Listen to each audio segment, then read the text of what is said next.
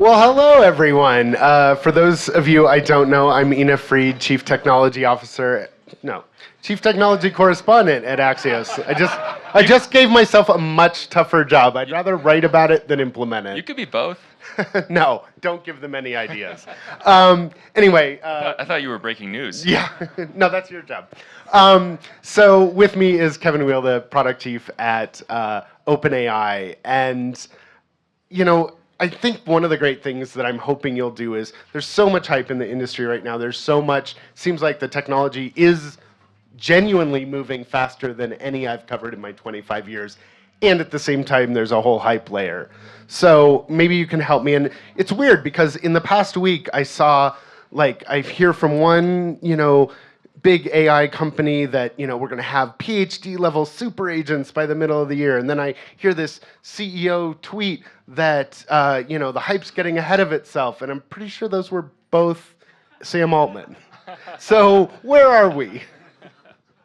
First of all, thank you for having me, and thanks everybody for coming. It's a nice cozy space here. It's going to get warm, I think. Look, I've never worked at a company like OpenAI before. Most of the places I've worked, and I thought I've worked at fast-growing startups, places like Twitter and Instagram. Nothing is like OpenAI. Certainly nothing I've experienced. Most of the time you're building products, you're thinking about what kind of problems am I trying to solve, who am I building for, what problems of theirs can we try and solve. But you kind of know the technology stack that you're working with. Databases are going to get a little faster or something, but more or less, the technology is what the technology is, and it kind of evolves slowly.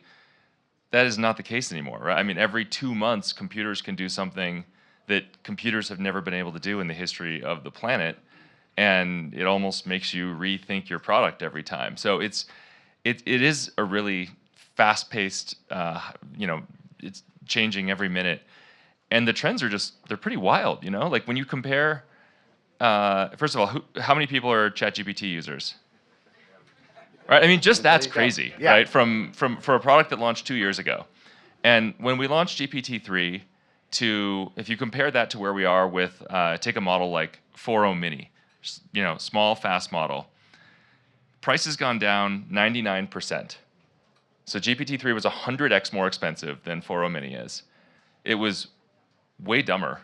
Right, 4.0 Mini is way more intelligent, can do way more things. So these models are they're getting cheaper, they're getting smarter, they're getting faster, they're also getting safer.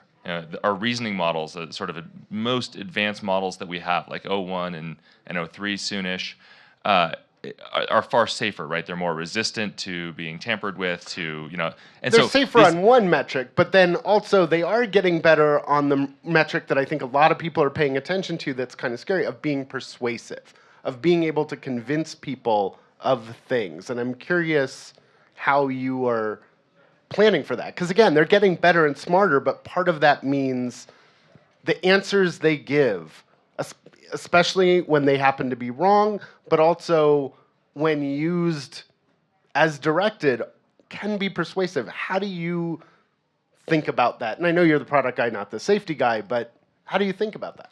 I mean, we put a huge amount of effort into making our models safe, and it's actually really good, by the way. When I say they're safer, what I mean is they do a better job of responding to post-training and resisting people's attempts to jailbreak, to get to make the models do something that goes counter to what they were trained to do. And in some sense, it stands to reason that as models get smarter, they should get they should get safer, they should get more resistant to jailbreaking. It's if I were going to try and get you to say something you didn't want to, it would be harder to do that than it would be if I were trying to do that to my 10-year-old, right? You're a more sophisticated, and so the same thing goes with models. They respond better to their training, they follow their training, they're harder to jailbreak. That's a good thing. But we just put an incredible amount of effort into safety. We don't launch things until we are confident that they're ready to go out. We have processes that involve outside agencies, red teamers. I mean, we do everything we possibly can to get as much input from the community to make sure that what we launch is ready for the hundreds of millions of people and the millions of developers that are going to use it the minute that we launch it. So the big buzzword these days is agents. Yeah. Everyone's talking agents, including y'all. But I hear agents, and it means a lot of different things. Sometimes what that means is something that's still giving information back to a human being, which to me is in the general field of chatbots. At the other extreme, you have, something that's largely autonomous that can take real world actions, maybe even talk to another agent, and the two of them are talking, what type of agents are we getting this year? Yeah. So my favorite phrase in AI, which I think dates back to like Marvin Minsky or something, is AI is what still doesn't work. Because once something starts to work, we don't call it AI anymore, right? You don't look at your Instagram feed and say, "Wow, that's AI." You don't think about facial recognition as AI. Of course they are, but we're used to them, so they're not AI anymore. Agents are kind of like that, they're AI because that's the thing that still doesn't quite work, but we're just on the verge. I mean, for us, I think 2025 is the year that we go from ChatGPT being this super smart thing that can answer any question you ask to ChatGPT doing things in the real world for you. And the components of that are first and foremost reasoning. So our new reasoning models like O1 and O3 that rather than just sort of give you a snap answer like System 1 thinking, they can reason, they can build hypotheses, they can use what they know to test those hypotheses, and then use that. It's how humans think, and it's what you would do if I asked you a hard question that you couldn't immediately answer. So that's a part of it. It's the same thing you would do if I told you to go book a hotel, right? You don't just know the answer. You would think through what am I optimizing for? What are my options? Okay. And then the other bit of it is multimodal. It's the AI being able to interact with you in all the ways that you would interact with another human. So it needs to be able to speak to you. It needs to be able to listen and understand you and hold a conversation. It needs to be able to see what you're seeing, whether that's you pointing your phone at something and seeing the real world, or whether it's looking at what's on your browser and understanding what's that. And if you have both of those things, you have a smart model that can reason and it can understand and see what you can see, then it can start doing things for you in the real world. So I do want to drill down one level deeper. Like, what are the kinds of things you will be able to do this year versus won't in terms of, right now, it's great at plan my itinerary, tell me 3 things to do in Paris.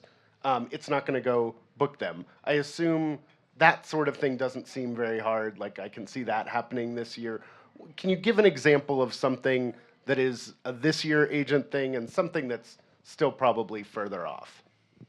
So, I mean, when I think about my own browsing, say, because I think the digital world is kind of a natural place to start.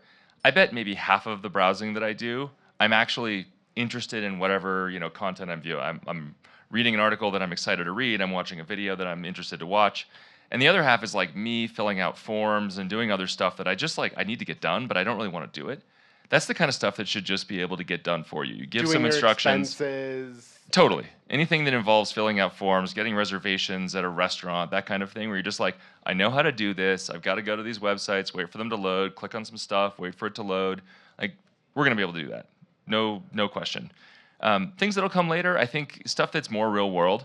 I think these same things, reasoning and multimodality, are also what enable robots.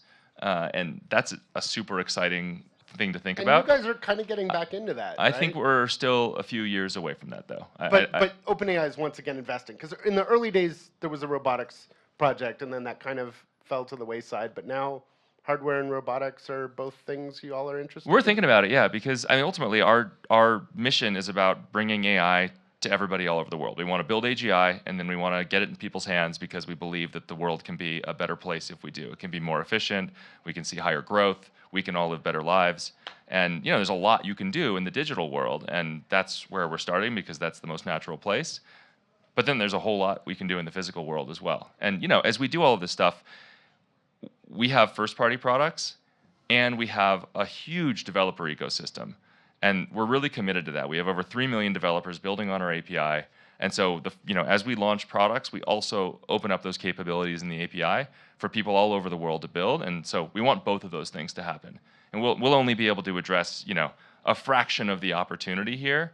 And it's developers everywhere that are, that know things we don't, that work with customers, that work in geographies that we don't. They're going to build and really distribute AI to the world.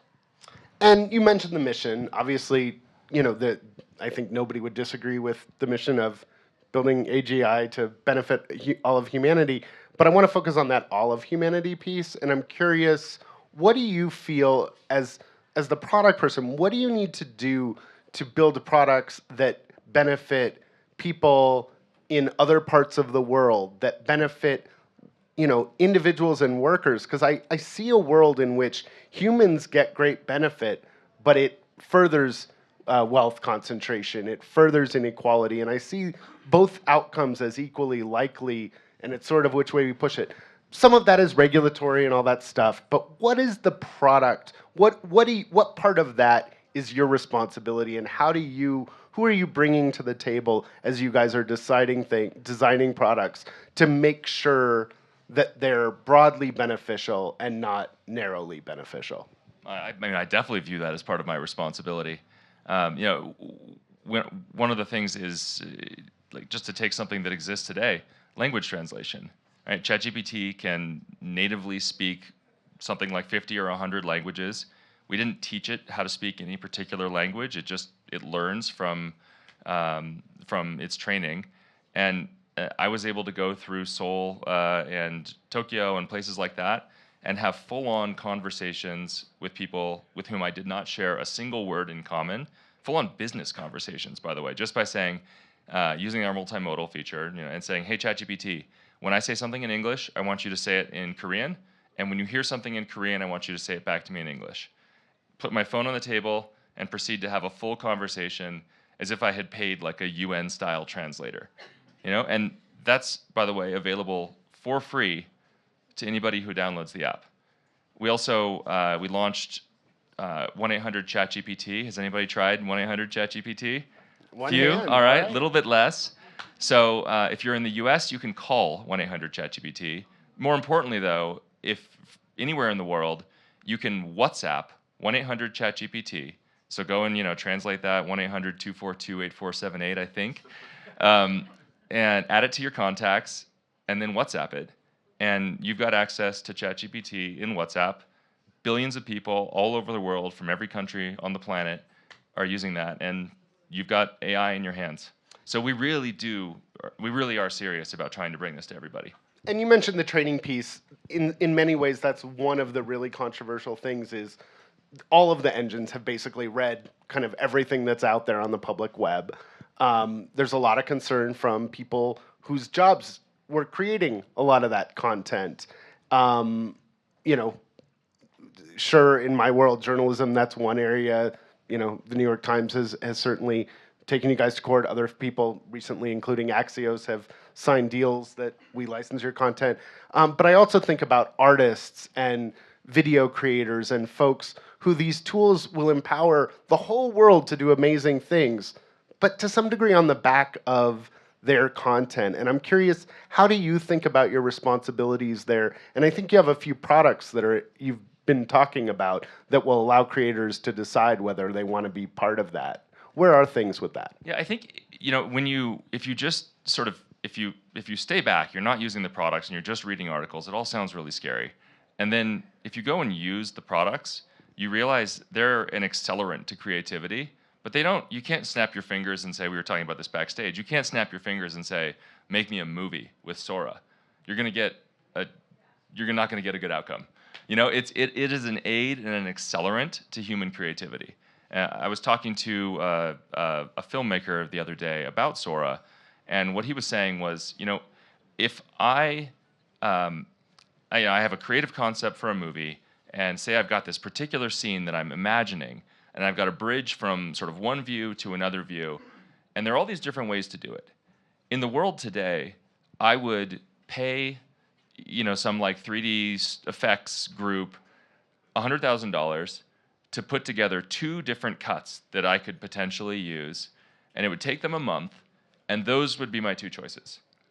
And in this new world, I can take Sora, which is our video model, which generates video on the fly from a description, and I can give it 15 different prompts, and 20 minutes later, I can see sort of the fruits of what those might look like, and I can get a sense for what kind of transitions I want. And now I'm not going to use Sora at this point to do the whole scene, but it's helped me creatively. And I've seen a bunch of different cuts that I might not have otherwise seen, and my movie is going to be better, and I'm going to get it there faster. I'm going to finish it faster because I can work more creatively with Sora. And that's how I think these things should work. That's certainly how we think about it.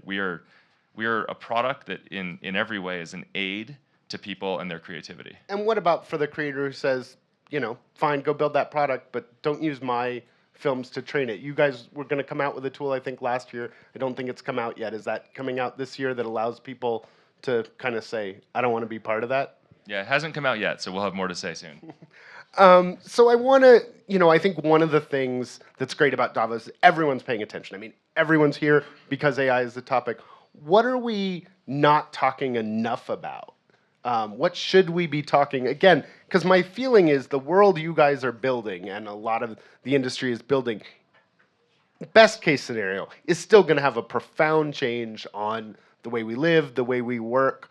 What should folks in this room be thinking about that maybe we aren't thinking about? Like, because you get to see it, you've been thinking about, you go in the labs, you know what you're building. What are some of the questions that it starts to raise, again, beyond the sort of making sure the robots don't take over, that sort of thing. But really, again, if a lot of the drudgery gets done, that's going to open up a lot of opportunities for other things, but it also probably going to put a lot of pressure on workers. One of the things that generative AI is really good at is helping bring entry-level workers up to the midpoint, which sounds great, and in some ways it is. I also think that's going to make workers a lot more fungible and return more power to employers. So what are the those are the things I'm thinking about. What are the things you're thinking about? So I tend to take a very pragmatic approach, and my number one piece of advice for people is just use these tools. Whether it's our tools, there are lots of other great AI labs out there. You can sort of reason abstractly about these things, and there are so many second and third and fifth and 12th order effects that it's really hard. Just use them. And you're going to understand ways to make yourself more efficient. You're going to have a much better sense for how these things really will impact sort of your sphere, your workplace, your friends, your family. And as these changes come, and they will come, because AI is, I think, really going to create profound change, really for the positive, I think. Certainly that's our mission. But if you're not using the tools, if you're not using the tools, it sort of may happen to you. And if you're using them every day and you understand and you're becoming more efficient, then you're going to be participating in the change. And I think that's where we all want to be. I also think that it will make every single person in this room, if you really work at it, more efficient, more effective at what you do. Even basic things like I have some friends who every day will take a walk home and talk to ChatGPT as they go. And it acts as this sort of infinitely patient, highly knowledgeable assistant. They'll go through their day and they'll say, okay, I had these meetings. One of my takeaways from this meeting was this. This person said that. I think I need to do this. Could you remember this for me? And they go through their day, and by the time they get home, they've sort of categorized everything. They've thought through it with this patient interlocutor, and they swear by it. So there are all these different ways that AI can add to your day and in ways that you might not expect, and just being a part of it, I think, will be a really important thing. You mentioned at the outset that you've been at some pretty impressive, fast-moving, big tech companies, Twitter and Instagram, to name two. What surprised you the most besides the pace of change? When you got into OpenAI, what were some of your first oh wow moments? Well, one of them I said earlier, which was most places the technology is kind of fixed, and at OpenAI it's really not. In every few months you have this incredible breakthrough, and computers can do something they could never do before, and suddenly you can build new products that you'd never dreamed of, and maybe all the products you did build actually should change. So that's new and interesting. One of the things that means is that we need to work really closely, we on the product and engineering side need to work really closely with the research team. And that's kind of a new muscle, because the research team, it comes by its name, honestly. It's truly research. They are doing things and discovering things that we have, as humans, have never known before. And so it's academic research in a lot of ways, which operates very differently than a product and engineering team, with release schedules and timelines and goals. And so, meshing those two things is interesting. And it's been bumpy. I mean, there's been quite a lot of turnover. A bunch of early people have left. how do you try to make your product team and the research team work, and why are we seeing still so many people head for the exits? Is it just because it's such a big field, or? I mean, I have never worked at. I mean, the press makes a big deal about this. All due respect, I've never worked at a fast-growing company that didn't have people coming in, coming out, et cetera. But I think one of the things that we have learned, OpenAI started as a pure research company, right? The goal was to create AGI, but it was just this little research nonprofit. And what we've realized is that in order to actually achieve the mission, in order to bring AI to everybody, you have to do amazing research and build towards AGI, but you can't just be a brain in a jar. That doesn't actually solve the mission. It doesn't change people's lives. You've got to both build incredible AI, and you've got to bring it to people. So, and we do that through ChatGPT. We do it through our API. But it really has to be. We have to be both a world-class research organization and a world-class product organization, because it's the two together that actually make it matter for people. Well, I would love to keep grilling you, but unfortunately we're out of time. Thank you so much, Kevin. Really appreciate it. Stay here for a quick word from our sponsor, and then Dan Primack will be here for our final conversation. Thank you so much.